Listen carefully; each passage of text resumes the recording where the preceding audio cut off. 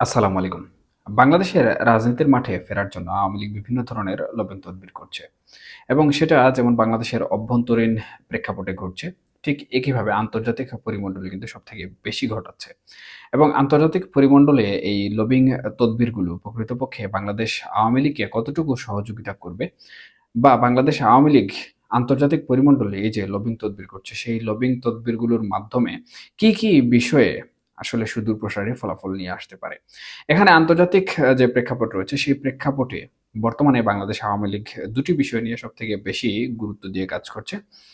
তথ্যসূত্র অনুযায়ী ১ম যে বিষয়টি, সেটি হচ্ছে শেখ হাসিনা বাংলাদেশের এখন পর্যন্ত বৈধ প্রধানমন্ত্রী হিসেবে রয়েছেন এবং বাংলাদেশের সংবিধান অনুযায়ী যে বিষয়টি রয়েছে, সেই বিষয়টির রেফারেন্স দিয়ে আন্তর্জাতিক যে সকল পরিমণ্ডল রয়েছে বা যারা এই সকল বাছবিচার করেন, কোর্ট কাচারি করে থাকেন, তাদের কাছে কিন্তু আওয়ামী লীগের লবিং তদবির বিভিন্ন প্রতিবেদন পৌঁছে দিয়েছে এবং আওয়ামী লীগের যারা লবিস্ট রয়েছেন, সে সকল লবিস্টরা এই বিষয়টি নিয়ে সবথেকে বেশি কাজ করছেন।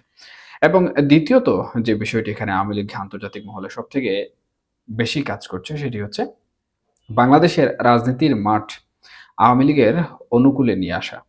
আমরা এখানে দেখতে পাচ্ছি যে বাংলাদেশে বর্তমানে যে পরিস্থিতি বিরাজমান রয়েছে, তাতে বাংলাদেশ আওয়ামী লীগ কিন্তু রাজনীতি করার যে একটি পরিবেশ, সেই পরিবেশটি কিন্তু এখন পর্যন্ত ফিরে পায়নি।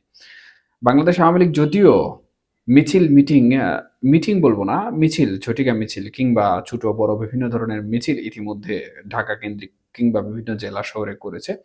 কিন্তু এই বিষয়গুলো আসলে বাংলাদেশ আওয়ামী লীগের মতো একটি রাজনৈতিক দলকে কোনোভাবেই বাংলাদেশের রাজনীতির যে অঙ্গন রয়েছে, সেই অঙ্গনে ফেরানোর জন্য যথেষ্ট নয়। এর বাইরে আরেকটি বিষয় রয়েছে, সেটি হচ্ছে এই যে মিছিল মিটিং হচ্ছে, এই মিছিলগুলা হওয়ার পরবর্তীতে কারা মিছিল করছে, সেই সকল তথ্য কিন্তু বাংলাদেশের যে গোয়েন্দা সংস্থা রয়েছে অন্তর্বর্তীকালীন সরকারের অধীনে, তারা কিন্তু এদেরকে খুঁজে বের করছেন এবং গ্রেফতার করে ফেলছেন। আবার দেখা যাচ্ছে আওয়ামী লীগের যে সকল নেতাকর্মীরা রয়েছেন, সে সকল নেতাকর্মীরা আত্মগোপনে থাকা অবস্থায় কিন্তু নামে বিভিন্ন ধরনের মামলা হচ্ছে। অনেকেই বলছেন এগুলো আওয়ামী লীগের দেয়া যে সকল গায়েবী মামলা ছিল বিএনপির জন্য কিংবা জামাতের জন্য, তার থেকেও অনেক বেশি গায়েবী মামলা।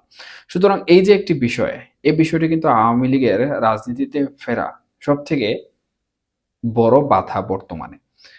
অর্থাৎ এখানে ২ টি বিষয় বললাম। ২ টি বিষয় হচ্ছে, ১ম বিষয় হচ্ছে আন্তর্জাতিকভাবে শেখ হাসিনাকে বৈধ প্রধানমন্ত্রী হিসেবে প্রমাণ করা এবং দ্বিতীয় যে বিষয়টি হচ্ছে, সেটি হচ্ছে রাজনৈতিক পরিমণ্ডলে আওয়ামী লীগের ফেরার জন্য একটি প্রশস্ত রাস্তা তৈরি করা। যেটাকে প্রকৃতপক্ষে সহজ বাংলায় যদি আমি বলি, তাহলে বুঝায় যে অন্তর্বর্তীকালীন সরকার নিরপেক্ষ ভূমিকায় চলে আসা কিংবা প্রশাসনিক যে ব্যবস্থা রয়েছে, সেই ব্যবস্থা নিরপেক্ষ ভূমিকায় চলে আসা। তবে এই বিষয়টির কার্যক্রম কিভাবে হচ্ছে, এই বিষয় নিয়ে আলোচনা করার পূর্বে একটি গুরুত্বপূর্ণ বিষয় বলে নিচ্ছি। সেটি হচ্ছে বাংলাদেশ সেনাবাহিনীর বা সেনাপ্রধান নিয়ে বেশ কিছুদিন ধরে কিছু উদ্ভট বার্তা ঘুরে বেড়াচ্ছে সামাজিক যোগাযোগ মাধ্যমে। সেই সকল বার্তাগুলো কিন্তু সেনাপ্রধান কর্তৃক বলা হয়েছে এমনটা বলে কিন্তু গুজব ছড়ানো হচ্ছে। আসলে এই বার্তাগুলো সম্পূর্ণরূপে ভিত্তিহীন এবং সেনাপ্রধান এই ধরনের কোনো বার্তা দেননি। মূলত আওয়ামী লীগের নেতাকর্মীদের বিভ্রান্ত করার জন্য এক শ্রেণী গোষ্ঠী যেভাবে বিভিন্ন ধরনের প্রচার প্রচারণা চালিয়ে থাকে, এটিও মূলত এক ধরনের প্রচার প্রচারণার অংশ।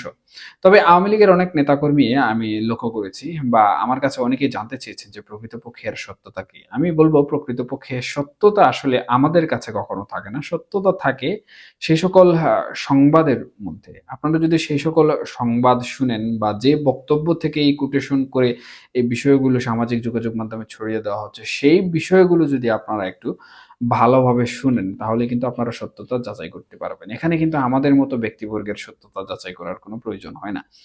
তবে আমরা যেহেতু বিভিন্ন ধরনের কথাবার্তা বলি সামাজিক যোগাযোগ মাধ্যমগুলোতে, সেই হিসাবে আমাদেরও দায়িত্ব রয়েছে যে প্রকৃত সত্য যেটি, সেটি আসলে উপস্থাপন করা।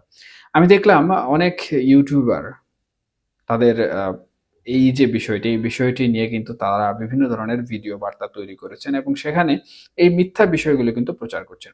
আর এই মিথ্যা বিষয়গুলো তাদের কাছ থেকে শোনার পর বা তাদের কাছ থেকে জানার পর আওয়ামী লীগের নেতাকর্মীরাও কিন্তু এটিকে সত্য বলে মেনে নিচ্ছেন এবং তারাও কিন্তু প্রচার প্রচারণা চালিয়ে যাচ্ছেন। এর ফলশ্রুতিতে আসলে কি হচ্ছে? এর ফলশ্রুতিতে আওয়ামী লীগের যে লাভের কথা চিন্তা ভাবনা করা হচ্ছে, সেই লাভ কিন্তু কোনোভাবে হচ্ছে না। বরঞ্চ আওয়ামী লীগের ক্ষতি হচ্ছে। বেশি ক্ষতি হচ্ছে তৃণমূল নেতাকর্মীদের। সুতরাং আমি এই বিষয়টিকে একটু ঢালাওভাবে নজরে রাখতে বলবো আওয়ামী লীগের নেতাকর্মীদের। এবং এই সকল গুজব যারা ছড়ায় বা মিথ্যাকে সত্য, সত্যকে মিথ্যা বলে বা যারা সামাজিক যোগাযোগ মাধ্যমে প্রকাশ করে বা প্রচার করে তাদেরকে এই বিষয়গুলো আসলে এড়িয়ে চলা উচিত। বিশেষ করে আওয়ামী লীগের নেতাকর্মীদের। তবে এই যে একটি কথা আমি বললাম, অর্থাৎ আমাদের যে আলোচ্য বিষয়, মূল পয়েন্ট সেটি হচ্ছে বাংলাদেশ আওয়ামী লীগের কর্মযোগ্য এবং ১ম যে বিষয়টি বললাম যে প্রধানমন্ত্রী হিসাবে শেখ হাসিনাকে বৈধতা প্রমাণ করা। ইতিমধ্যে কিন্তু বিভিন্ন গণমাধ্যমে, বিশেষ করে আন্তর্জাতিক গণমাধ্যমগুলোতে কিংবা বিভিন্ন আর্টিকেল হিসাবে বিভিন্ন ফোরামে কিন্তু আওয়ামী লীগের এসব কর্মকাণ্ডের বার্তা প্রচারিত হয়েছে। এবং সেটি আন্তর্জাতিক আদালত থেকে শুরু করে জাতিসংঘ, এমনকি ইউরোপিয়ান যে মানবাধিকার আদালত রয়েছে সেই মানবাধিকার আদালত পর্যন্ত কিন্তু গড়িয়ে গিয়েছে। তো এই যে আওয়ামী লীগের একটি কর্মযজ্ঞ, এই কর্মযজ্ঞে কিন্তু আওয়ামী লীগ বিপুল পরিমাণে ফান্ডিং ইতিমধ্যে করেছে। এখন একটি রাজনৈতিক দলের ফান্ডিং কিভাবে আসে এই বিষয় নিয়ে যদি কেউ আমাকে প্রশ্ন করে তাহলে আমি এর উত্তর কোনোভাবে দিতে পারব না। তবে বাংলাদেশ আওয়ামী লীগের ফান্ডিং থাকবে এবং হ্যাঁ, ব্যাপক পরিমাণে ফান্ডিং থাকবে এটি স্বাভাবিক। কারণ বাংলাদেশে ক্ষমতাসীন ছিল দীর্ঘ বছর। তার উপর যে সকল নেতাকর্মীরা প্রকৃতপক্ষে বিভিন্ন ধরনের দুর্নীতি করেছেন এবং বাংলাদেশের অন্তর্বর্তীকালীন সরকার কর্তৃক বিভিন্ন অপরাধে তারা দণ্ডিত হয়ে আছেন ইতিমধ্যে। দণ্ডিত বললাম কারণ তারা দণ্ডিত হবেন এটাই স্বাভাবিক। তো তাদের কিন্তু বিপুল পরিমাণে অর্থ রয়েছে। তারা নেতাকর্মীদেরও সাহায্য সহযোগিতা করছেন না। সুতরাং এই সকল টাকা-পয়সা যদি তারা আওয়ামী লীগের দলীয় কাজে ব্যয় করেন তাহলে এখানে দলের জন্য লাভ হয় এবং মূলত এই কাজটি তারা করছেন। এবং তথ্যসূত্র যেটি বলছে সেটি হচ্ছে শেখ হাসিনাকে বৈধ প্রমাণ করার জন্য যে সকল লবিস্ট নিয়োগ করা হয়েছে বা যারাই লবিং তদবির করছেন এবং যে সকল জায়গায় করছেন সেখানেও কিন্তু বিপুল পরিমাণে ফান্ডিং ইতিমধ্যে করা হয়েছে। এখন দেখার অপেক্ষায় আসলে প্রকৃতপক্ষে শেখ হাসিনা যে বৈধ প্রধানমন্ত্রী সেটি আসলে আওয়ামী লীগ প্রমাণ করতে পারে কিনা এবং আন্তর্জাতিক মহল থেকে উনার বৈধতা বিষয়ে কোনো রায় আসে কিনা। যদিও দীর্ঘ ৮ মাস হয়ে গেছে এখন পর্যন্ত এই বিষয়ে কোনো সুখবর আমরা পাইনি। তবে আওয়ামী লীগের কর্মযজ্ঞ এতদিন ছিল না, এখন চলছে। এবং দ্বিতীয় যে বিষয়টি সেটি হচ্ছে বাংলাদেশে একটি নিরপেক্ষ প্রশাসন তৈরি করা। আমি ইতিমধ্যে বলেছি কি বিষয় বাংলাদেশ আওয়ামী লীগের সাথে ঘটছে। সেই হিসাবে এই যে আন্তর্জাতিক মহলে লবিং তদবির চলছে, এই লবিং তদবিরের মাধ্যমে অন্তর্বর্তীকালীন সরকারের যে প্রশাসন রয়েছে, সেই সরকারের নিরপেক্ষতা তৈরি করার জন্য আওয়ামী লীগ প্রকৃতপক্ষে ফান্ডিং সহ লবিং তদবির চালিয়ে যাচ্ছে। এখন অন্তর্বর্তীকালীন সরকার কার মদদে চলছে, অন্তর্বর্তীকালীন সরকার কার ইশারায় চলছে এবং বাংলাদেশের অভ্যন্তরীণ রাজনীতিতে আওয়ামী লীগের পক্ষে কে কথা বলবে না বলবে বা আদৌ অন্তর্বর্তীকালীন সরকার সেই সকল আন্তর্জাতিক প্রেক্ষাপটের কথা শুনে বা আন্তর্জাতিক মহলের কথা শুনে নিরপেক্ষ হবে কিনা এবং বাংলাদেশ আওয়ামী লীগকে বাংলাদেশে অবাধভাবে রাজনীতি করার সুযোগ করে দিবে কিনা এই বিষয়টি আসলে দেখার অপেক্ষা করতে হবে। কারণ আমরা বিভিন্ন ধরনের কথাবার্তা শুনি, বিভিন্ন ধরনের পত্র-পত্রিকা থেকে তথ্য-উপাত্তের মাধ্যমে, বিভিন্ন বিশ্লেষকের মাধ্যমে বিভিন্ন ধরনের কথাবার্তা কিন্তু শুনি।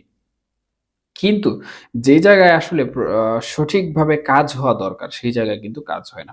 এখন আওয়ামী লীগ লবিং তদবির করছে, ফান্ডিং করছে। কিন্তু যদি সেই বিষয়টি আসলে তাদের যে প্রতিপক্ষ রয়েছে, সেই প্রতিপক্ষ যদি সমান তালে করতে থাকে, তাহলে কিন্তু এখানে কোনো কাজে আসবে না।